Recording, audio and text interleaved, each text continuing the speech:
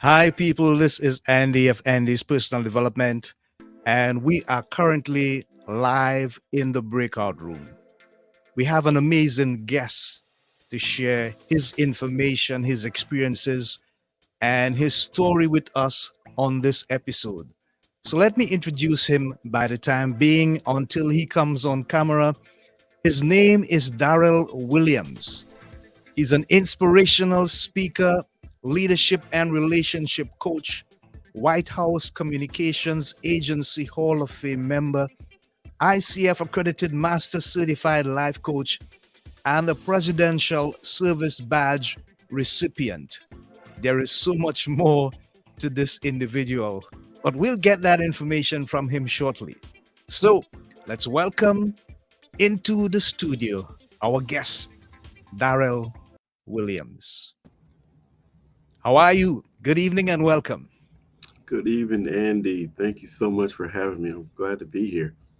It's great and wonderful to have you in our presence after your esteemed number of years giving service to the US government and the people of the US of A.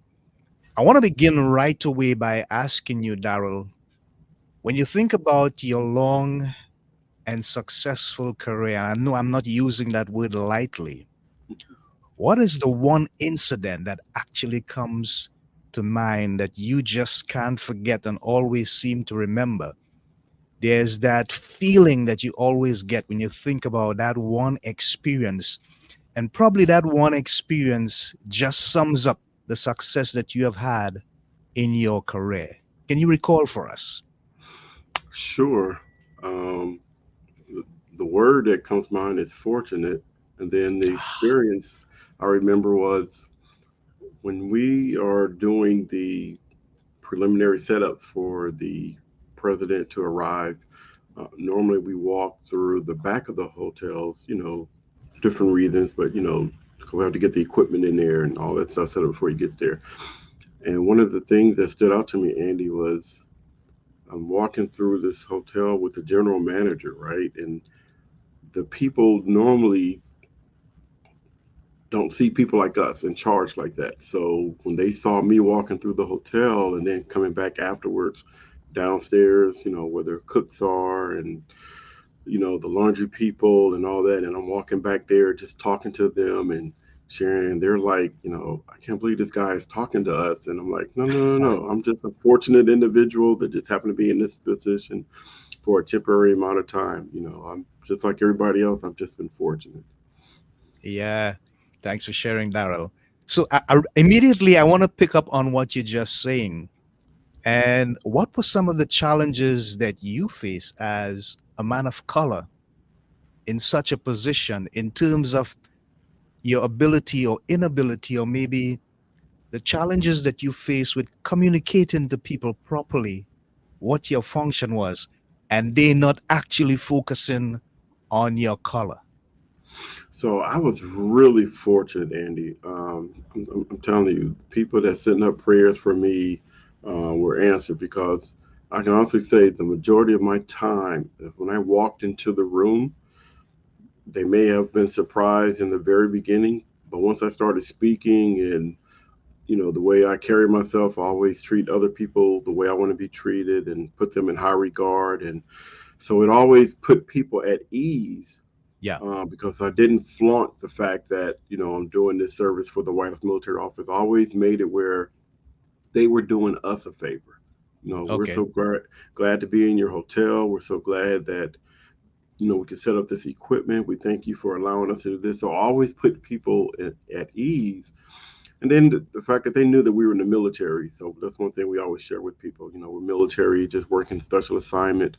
So I think the way I treated people, the way I carried myself, and then them knowing that we were in the military, a sense kind of came of people like, oh, they're ultimate professionals. This is why they do what they do. And Yeah. it really just helped us in all the different aspects that we had to do. Yeah. Wonderful. Amazing. 30 years of federal service. Wow. I want to look at the fact that you were considered as an agency outstanding mentor of the year agency human resources team that led the year the military veteran servant leader associate. How much of your spirituality was vested into what you actually did as part of your military service? It's interesting, Andy. A lot of people don't know this, but every aspect of what I Uh-huh. did really came from my faith background. It really did, Wow. because the Wow. golden rule, as people would say it in the Bible, applied to my everyday life. I treated Mm, people again like they want to be treated. Always held others right in high self esteem more than myself, which led to the selfless service part of serving others. And the other thing too is when people make mistakes, you got to remember, Andy, in the job that I had, a lot of people made mistakes, yeah. Yeah. but that forgiveness part of my faith, it's like, hey, don't worry about it. You're gonna do better the next time. And they're looking like, so you're not gonna punish me? I'm like, no, why would I do that? You're a part of my team. I need you. I said, you still know more about this equipment than I'll ever know.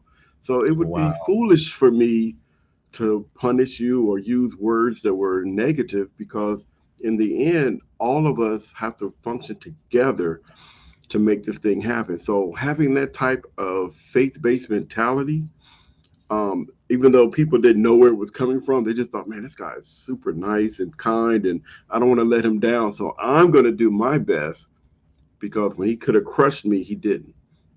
Wow. Yeah, I really appreciate that. That shows a sense of what we call in our business intelligence, humility, Yes. Yes. and also a certain amount of gratitude just for understanding how you're in a position where you may be in authority, yes, but at the same time, you're also a servant of the people. Wow, that's amazing. Thank you for sharing, Daryl. So, Sure. I'm looking at your information and I'm seeing some incredible stuff. To include the Presidential Service Badge, Lacey B. Ivory Service Award, Roy Wilkins Renowned Service Award, the National Louis University Reach Award, and the Stray University Outstanding Alumni Award. I'm not looking for vanity. I know that you're way beyond that, but I'm thinking to myself, in all the awards that you have received, which one stands out the most to you? Which one means the most to you in terms of its merit? So I would definitely say the Presidential Service Badge, the PSP, especially in the United States, that is a rare um, piece of equipment that you can wear on a military uniform. I mean, even Yeah. people that make it to general, if they Uh have huh. not served directly for the president, they cannot even wear that badge. So Wow. it's one of those things where, if I'm when I was in uniform, if I was going anywhere and I wore that, it would automatically cause people to like, hey, you used to work at the White House, or what is that for? And then I'm fortunate as an alumni, I get to wear the Hmm. Presidential Service Badge lapel pin on all of my Yeah. suits. So Right. any event that I go to that's important, I always wear that, and it always creates a discussion of, hey, Hmm. what is that? How did you get it? What does it mean? And then especially if I'm speaking at a school Yeah. and I tell them like, hey, uh, even though it looks like I've done some things, I was just like you, right? I grew up in the inner city, did not have a lot of resources. Um, so I tell them that this badge, when I wear it, represents a story to let everybody else know that if this guy from Compton can do it, then you surely can They do it can do too. it. Yeah. That's a powerful message. Thank you for sharing, Daryl. I appreciate that. I want to focus a bit on you being a member of the White House Communications Agency Hall of Fame. Usually, when you hear Hall of Fame, and I see your expression, we think about baseball Hall of Fame, the NFL, basketball, boxing. Mostly it's about sports. This is new to me personally. Tell me a bit about this and how did it come about? Sure. So our agency has been around for a long time, and what they did eventually, the history of it was every year that someone leaves, they have the opportunity going into that next year is the people that are there will do a vote of who has had the most impact during their tour, whether it was 4 years, 5 years, or 6 years. And it's really an honor because it's so many people that do great things there. For one, it's hard to even pick Yeah. one, Yeah. but for people to be able to collectively say, no, no, no, no, everybody did well. However, this guy did this, or this guy went the extra mile and did this. So you have the one aspect where you get voted in directly. And then you have kind of like the NFL, right? You have the senior committee. And Hmm. then in the senior committee, there's other people, again, that may not have gone in that kind of like first ballot Hall of Fame, right? But they're Yeah. still worthy. So I was one of those that was nominated through the senior committee. And I tell you, Andy, professionally, um, just the most humbling experience that I will ever have because I know that I stand on the shoulders of so many other people that paved the way for me. And when I got to the agency, I surrounded myself with a lot of people that were already doing good things. I made myself teachable, right? I never got the big head, no matter what happened. I always kept the humble mindset, and I was always Hmm. in the state Yeah. of learning. Yeah. Yeah. So, my thing when people travel with me, I was known as the trainer, right? Every trip that we went on, if there was a piece of new equipment, if there was a new policy, if there was somebody new on that mission, I would find a way that we would come together as a team and let's allow that person to train us on some piece of equipment, some procedure, so that we can all get smarter on it. Because Hmm. again, success is born on both sides of the street. There's some people that Yeah. come in with a lot of knowledge, but then there's other people that gain that knowledge over time.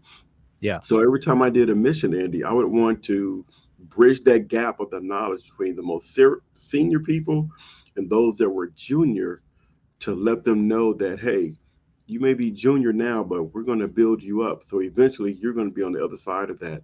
So when my name came up to be nominated and selected, to know that I was one of those individuals that never looked for any type of personal gain. I always put my team above myself, even when it was opportunities to take pictures with the president, right? I never put myself there. I would allow my team to take the picture and I would, kind of just be behind the scenes. Because to me, it was all about them. So getting that nomination to the Hall of Fame for being a person that did not want attention had a very special meaning to me. Yeah. Wonderful story. Thanks for sharing, Darrell. Now, you are also a certified leadership coach, and you have done that through the ICF, International Coaching Federation. And you're also the CEO of Alliance Seminars Coaching. And this is a veteran based, faith based organization that provides clients with motivational speaking, certified workshops, and coaching services. How much of what you have experienced in the military is carried over to what you're doing in alliances? How much of it? Andy, 100% of it is transferred over Wow. because I always tell people you cannot have the life that I've had. I've been so blessed that I can just sit on my laurels. Andy, Mm, I have to pay it forward. It's no right, way right. that I could go to the grave with all these experiences that I've had, all these different opportunities that I've had. I have to help somebody else Yeah. get to their next level, whatever that level Hmm. is. So Hmm. coaching allows me to work with individuals who may feel stuck or who may feel like they need to make a pivot. And I can use my coaching experience as well as my time in the military to help guide them to make the best decision for them and their families. And a lot of it when I'm coaching, obviously, I never tell anyone what to do. I always ask questions that allow them to get the answer on their own because with coaching, we always believe that self is the expert. but Yeah. you just have to have those questions to help bring it out for them to realize like this is the path that they need to go in. And again, once they make those decisions and they come up with those plans of action and those strategies, every now and then I will share a story that relates to that situation that they're in. But I'm always quick to tell them, but every situation isn't the same. There's always Yeah. variables that you Yeah. can't account for, and that's why I would say with the coaching it's great because they know the variables. They help themselves by coming up with the best approach. Wow. Yeah. I love it. Thank you for sharing, Daryl. Now, in terms of mentoring, are you in a position now to mentor a whole lot of people? And when I say a whole lot of people, I focus on the youths, the young people.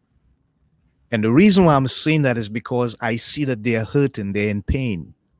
I'm talking about a worldwide challenge, not just North America, the Caribbean, Europe, worldwide.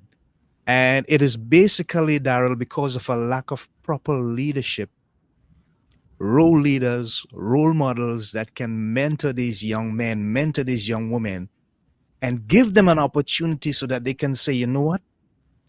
I have a choice. I don't have to go this way. I don't have to go left. How much of a role are you currently playing in that regard? And is there a specific program where you get the opportunity to mentor young people so that we can have future leaders being brought out, whether it be in numbers or in organizations or through culture? It doesn't matter, just some form of leadership.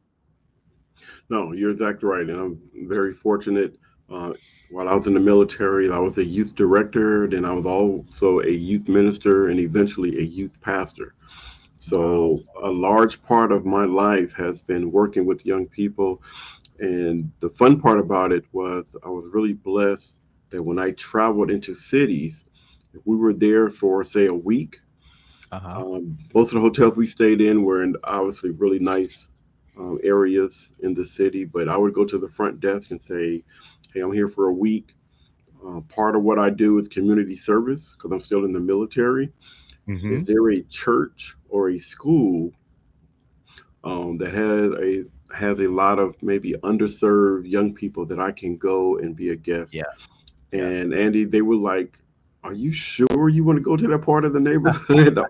I was like, "Yes, ma'am," because I grew up in that part of the Yeah. neighborhood, Yeah. and I Yeah. have to Yeah. go back. And Right. it never failed, Andy. I would either get a school or I get a church, and then I would call that church or that school and say, "Hey, you don't know me. I'm in the military. I'm here providing service to a VIP, and I happen to have some downtime on Sunday. I would love to Mm-hmm. come and speak to your youth." And if it was a school, I would say I would love to come and speak to a particular classroom, especially if you have a classroom full of individuals that need direction.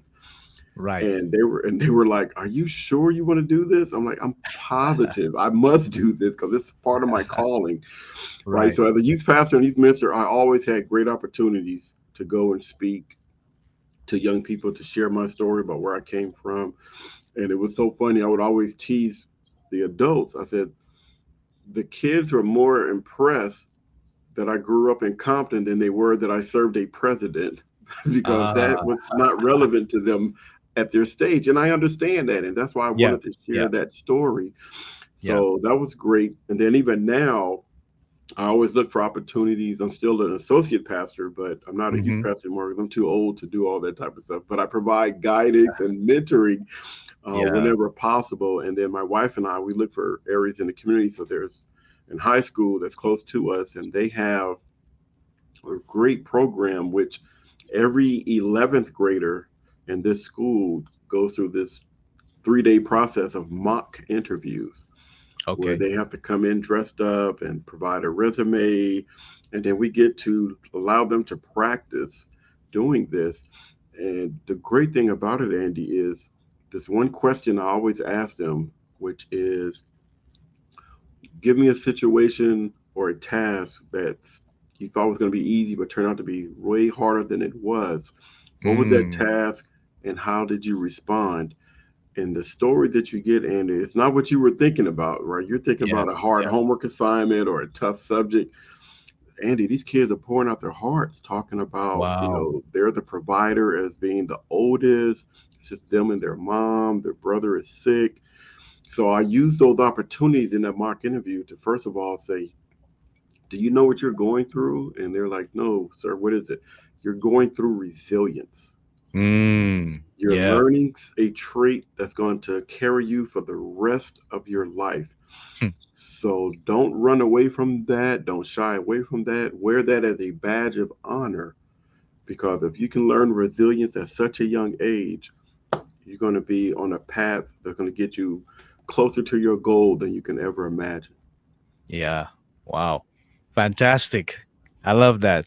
I really do. You have been married for 24 years plus, and it takes a lot to keep a marriage going these days. There's so many different challenges. I mean, and the challenges are as holistic as life itself comes knocking at you, running at you, screaming at you.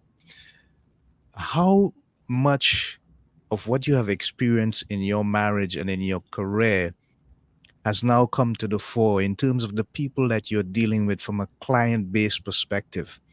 Are you seeing challenges with families and people struggling to keep marriages together, families together? What are some of the things that they're saying to you and some of the areas in which you are being called upon to address as someone who has the experience, but also the understanding of how to keep that relationship going from a family based perspective? No, that's a great question, Andy. I'm very fortunate. Part of the Alliance Seminars coaching uh, thing that we do, and I do it with my wife, is we do work with couples. Because again, Hmm. so Hmm. what? I've been married for 25 years. If I can't share with another couple, then what am I doing? Right? I Yeah. want to go out Yeah. and share. So our thing is, who else can we walk beside? Mm. So for us, one thing that we do is I like to work with the men. She works with the wives. And then when it's time for them to come together, right, they come together. And one of the things that we're finding out, especially when I talk one on one with the men, um, once I, earn their trust, Andy, they're very honest, and they say, Hmm. Darrell, I did not have a father figure in my life. I grew up Wow. the school of hard knocks, right? Hmm. Nobody in my family is married, Hmm. right? So Yeah. once you get the understanding of, okay, they're only doing the best they can with the experience that they've had. Hmm. So now we get to go back and say, okay, so what do you want your marriage to look like? What type of things do you want your children to have? And once we get the basis of that, then we go back and start putting together some strategies to say, how comfortable are you with doing A, right? What can you do to get to B, right? What is it going to look like when you get to C? So I walk with these men, and my wife and I walk with these couples, and we take them strategically through a couple of things. And there's a great book that we use for the premarital coaching, which is preparing for marriage. But we don't just go through the book; we go through the instances, right, Hmm. that the Yeah. book talks about, and then we Yeah. make it plain and say, okay, what is this going to look like when you're married and you have to decide whose house do we go to for Christmas or Thanksgiving? Because a lot of times couples don't think about those little things, Yeah. Yeah. but Yeah. that can cause a divide because you may have someone that's very close to their family. Do you have someone that says, I've been on my own, so why do I need to go to their house for Christmas? Let's start our own Christmas Yeah. tradition. And once Right. we start peeling back those layers and giving them the understanding of what it means to be in family, and not just your own family, but even the new family that you're part of, Yeah. it's such an blessing to see these couples, especially the men, their eyes open to like, oh, I get I it. get it. I get it. That makes sense. Yeah. Yeah. And we Yeah. just use just basic steps, Andy. We don't do anything that's so grand or like, hey, you have to get to this whole big thing. It's like, man, just do the little things, the little Yeah. work. And Yeah. it's so funny. Most of the guys I talk to, they're American football fans, so I get to talk to them about strategies and teams that win the Super Bowl, and I'm always able to find something to say. Hey, who's your favorite team? Hey, when your team had that great year, what was it that allowed them to win? And Hmm. they'll always be able to say the quarterback play or the coach, the way he called the plays, or they had a strong defense. So I use those same analogies for their marriage to say, so guess what? Yeah. In your marriage, you have to have a strong defense. In your marriage, as the head Yeah. of the household, you have to call the Yeah. right plays. And then also, Mm, as a husband, you have to quarterback your family, yeah. right? Because somebody's trying to keep y'all from getting to the end zone of healthiness. And you got to That's get right. to that end zone. Yeah. Love that. Love that. Amazing stuff, Darrell. Thanks so much for sharing. Sure. I'm listening to you and I'm getting three things. First of all, there is that spirit of humility, and it's combined with a spirit of gratitude. Secondly, you speak about paying your way forward, and it tells me that you understand the concept of being empty when you leave this world, because the stuff that you have gained, the experience, the knowledge, it's not just for you, it's for somebody else. And the third thing that I see or hear coming out of you, I feel the need for people to understand their specific roles in life. I'm looking at the universe and I'm seeing leaders, Darrell, falling by the way, apparently not getting it, not understanding that leadership is not about displaying power, but it's about displaying an understanding of the people that you're called upon and elected to serve. Where is the desire for servanthood leadership in the world today? For me personally, it's sadly lacking. And I'm not being political here, I'm just being openly observant about the style of leadership that apparently exists in the world today. If you can pinpoint something that you believe is specific to helping them to understand how much the people that they govern depends upon them, what would that be, Darrell? What would you say to these leaders? The first word that I would use, and I use it when I do my executive leadership coaching, is accountability. Yeah, As leaders, yeah, regardless of if we're starting out or if we've made it to the pinnacle of whatever that is in our profession or government, we have to have accountability partners. People that say, Andy, I knew you win and I care about you so much, I'm not going to let you make a stupid decision. And mm, we will sit here and we will wrestle until you say, I give, because I care about you that much. right.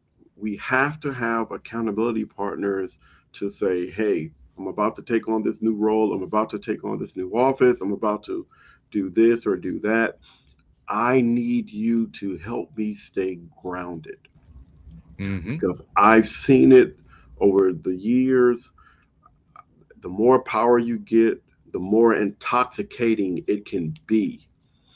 And the mentors that I have had and I have seen that Wow. don't fall to the intoxication of power and influence are the ones that have great mentors themselves and they have accountability partners. Yeah, yeah. Great. Wonderful. In terms of the use of AI, I'm seeing so much platforms, so much technology being branded about today. How much are you guys involved in using AI in your practices, particularly when you're looking at putting together maybe products or services that people would have access to on a regular basis? How important is AI to the production and development of the services that you offer in terms of the coaching and the leadership aspect? That's a great question, Andy. So far, we're sort of in that infant stage of applying the AI with what our services are. So far, everything we do is not AI based, but I am sure down the road we will get to that point. But for right now, we're still kind of a homegrown personal relationship, meeting via Zoom type of thing. But eventually, I Okay. believe that AI can truly help anyone as it relates to whatever that task is. I was, matter of fact, it's funny you mentioned that. The music minister at my church, after church, we were talking, and he was asking me, Darrell, have you heard about Chat GPT? And I was like, no, tell me about it. And he was just sharing all these wonderful tricks and things that, he was doing. And one of the things that I thought about when he was saying, let me give you an example. He said, Chat GPT, give me a lesson plan on how to create a recruiting strategy for my agency. And, it Yeah. sped out everything. And in the back of my mind, Andy, I'm thinking like Chat GPT, give me a Ah. plan for a husband that needs to learn how to forgive. Give me Uh-huh. some strategies on Yeah. forgiveness. So I'm Yeah. thinking in my mind, like, I see what they're doing, but I'm going to take it in a whole different direction down Yeah. eventually. Yeah. Yeah. Yeah. Great. Great. Wonderful. So I'm thinking about, I just want to go back to the time that you serve on the communications team at the White House. Yes, And yes. I'm thinking about the level of responsibility that you had. And I know obviously you would have had people around you, access to different systems, many areas of resources would have been covered. But in terms of the weight of the responsibility, how do you actually prepare yourself for that, knowing that you can go out there and something unexpected, unpredictable can happen? What was the mindset that was necessary for you to just focus on the task at hand and not think about any other possibilities that could happen?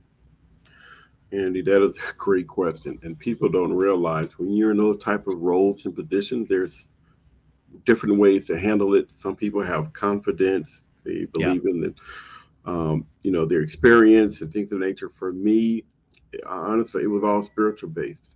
Ah. Every trip that I went on, I prayed and asked for wisdom. I asked for guidance. I asked for patience. Every trip. And then when I got on the trip and we got closer to the time for the principal to arrive, right, I'm praying again. Allow the equipment to work. If the Mm. equipment does not work, allow us to way to troubleshoot it quickly, Uh-huh. right? Yeah. If someone makes a mistake, right, or even if I make a mistake, right, help me to look at the solution and not focus on the problem. Right. Right. And I had to do that all the time, Andy, because like you said, the weight can really make you feel like, oh my God, is this going to work? Is that going to work? Mm. Does Andy have all his equipment? Let me call Andy and make sure. If you are that type of leader, you make everybody else nervous Yeah. because Yeah. you're Yeah. nervous. So Yeah. I had to really learn how to be patient, how to be calm, even if something was acting up and not working right, and the vice president or the president was coming in an hour. They may be running around like, the phone lines just got cut. Okay, Mm. who put in the phone lines? Oh, well, the telephone company. Do we have the phone number to the telephone company? Do we have a person on standby? Hey, let's call that standby person and see how long it can take them to get here. And they're like, but that makes sense. I'm like, well, in the times Ah. of crisis, that's the only thing that's going to help us get through it. So Yep. why exert all this extra energy? So for me, Andy, I had to learn how to. In the back of my mind, I'm always troubleshooting. If this happens, what am I going to Mm. do? If this happens, what am I going to Yeah. say? So Yeah. I would always be in what I call a preparation mode. And Mm-hmm. then plus my military background, that's another thing. We're always in the mindset of what's next, Yeah. Yeah. right? But I can tell you that when that trip was over and I went home and I'm in the bed, my wife would tell me like, hey, you were talking in your sleep. And I'm like, oh man, I'm sorry. What was I Wow. saying? Right.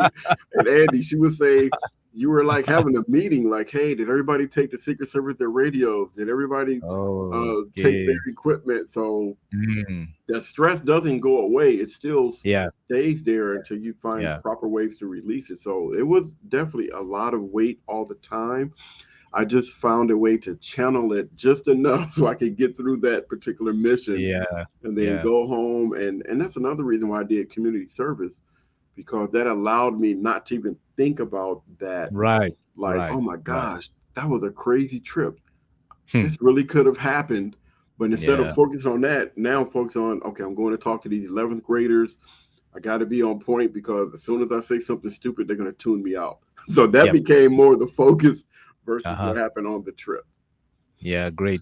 So you found a way to switch off, and that's extremely important Yeah. because If you took better care of yourself, then when you return to your actual position, you in a better frame of mind. If you take care of yourself physically, spiritually, all wrong, the more you take care of yourself better is the better you can go and function in that specific place of responsibility. I get it. You mentioned the fact that in the back of your mind you were like working stuff out. If this happens, what do we do? How do we respond, etc.? Do we have this resource in standby? I'm thinking about in leadership, it requires the ability to have contingencies available. Yes. How much of it is into what you currently do with your leadership coaching that you tell leaders it is extremely important, it is of absolute importance to understand the presence of contingencies? Andy, you're so right.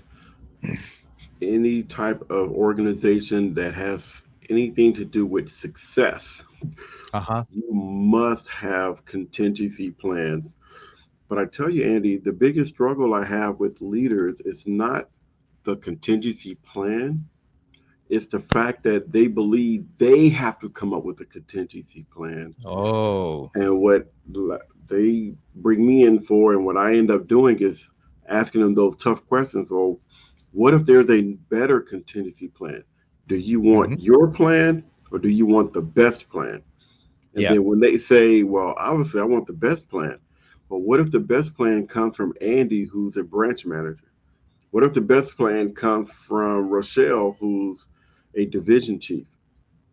What would it look like if you brought those contingencies from your team and not doing it from a top down? What would Mm. that do for you in your organization? And instantly, Andy, the light bulb would come on and they would go, wait a minute, I would have buy in. It Yeah. wouldn't be Yeah. my idea, it'd be their idea.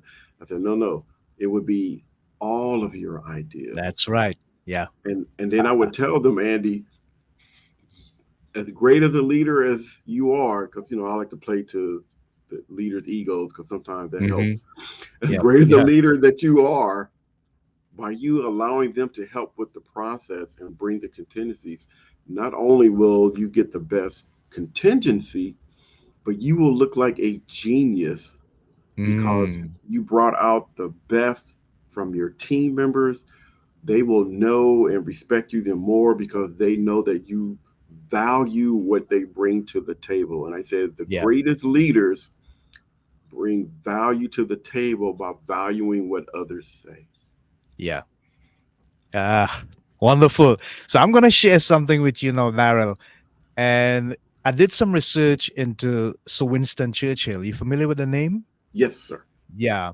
One of the things that he did that made him extremely successful is that he had the penchant to always kind of go against the norm, that which was expected of him to do. And on a specific occasion, he would have these meetings with all his military heads. And on one occasion, when they were dealing with the Nazi, he required a single officer of each rank, from general all the way down to foot soldier. And people like, hey, so Winston, what are you doing? That's not the norm. It doesn't make sense. We don't understand. What's the purpose? And he said to them, please just do what I ask you to do, and you'll understand the purpose when the task is done.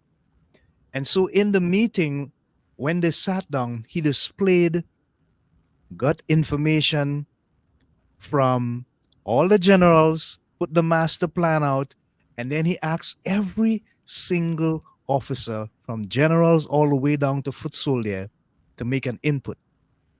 And Mm. then when the final exercise was done, everybody was on deck with a plan that everybody knew what everybody's role was going to be.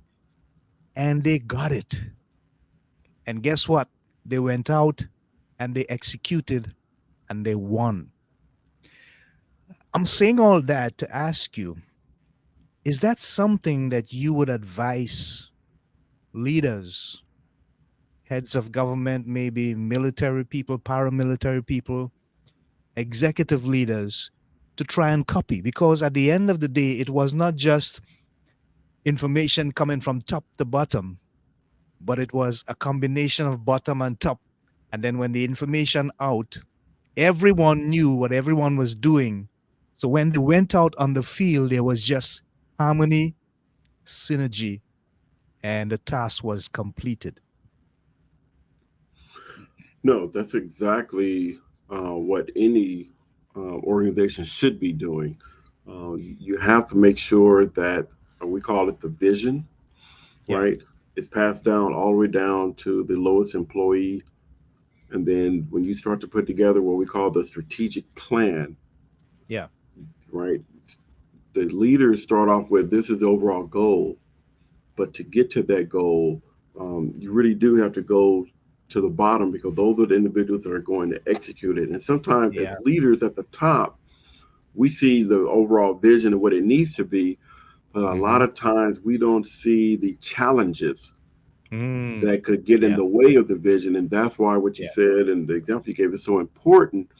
When you say this is the vision, now you guys tell me what's the best way to get to it. What do you young Yeah. ladies see that I'm not seeing?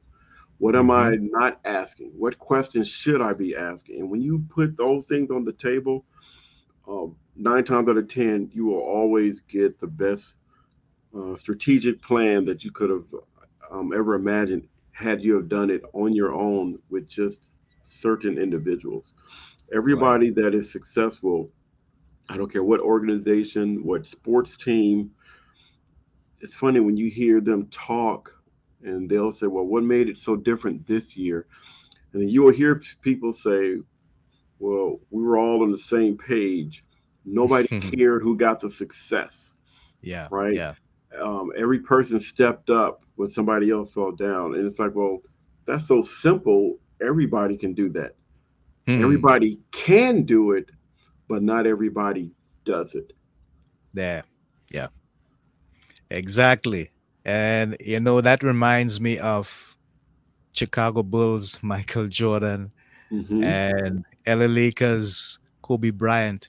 Yes. I always speak about these two guys because what I understand about their leadership role is that they were prepared to include every single member of the team. They understood the balance of having every single member have an input in the team. And at the end of the day, it was critical to the success of the team. So, yeah, we appreciate that. Amazing stuff. So, we just So have real about, quick, Andy, on this, yeah, real quick sure. on that, since you brought up one of my favorite players, Kobe Bryant, I have to make Yeah, sure that people understand yeah, the Kobe Bryant that was dominating and was losing, right, was the Kobe Bryant that did not realize I have to include my whole team. When he was yeah, that's losing, right. he Yeah, was trying to do everything by everything by himself. himself. That's right. Eventually, when Phil Jackson said, hey, what would it look like you said, if you included your teammates, if you Yeah, went out to dinner with them? He's like, what do you mean go out to dinner with them? I got to go practice. And he was trying to tell Kobe, unless you gel as a team, you will never get the best out of everybody around you. And yeah, that was a very important lesson that allowed Kobe to win those other two championships. that's right. Fantastic. Thanks for sharing. Great stuff, Darrell. Great stuff.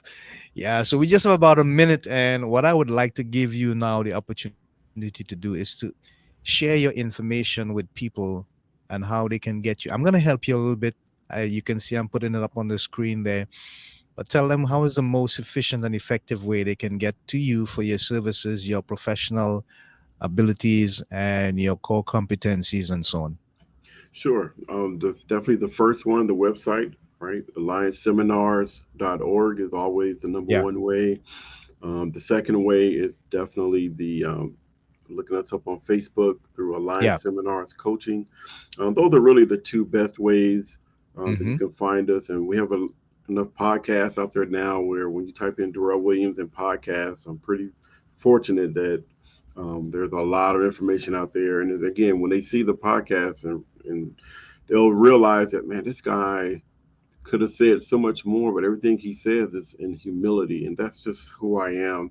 Yeah. Every accolade that you read off and everything that I was able to accomplish, it really wasn't about me, but it's like you said before, it just gives me a platform to help somebody and let them know that I can help you in any way possible because I'm from a neighborhood that did not have resources, because I've worked at the highest level of government. I've seen success in different ways, but I've also seen failure. Mm, So, everything that I've been able to be a part of has prepared me just to help somebody else. yeah. Amazing. So, Daryl, before we close, I want to ask you if you had a megaphone Mhm. and you could speak to just about 8 point something billion people, I think is the population of the world right now. And it's the only time that you could say something to them, but it's the opportunity to have some form of resonance. What would you say to them?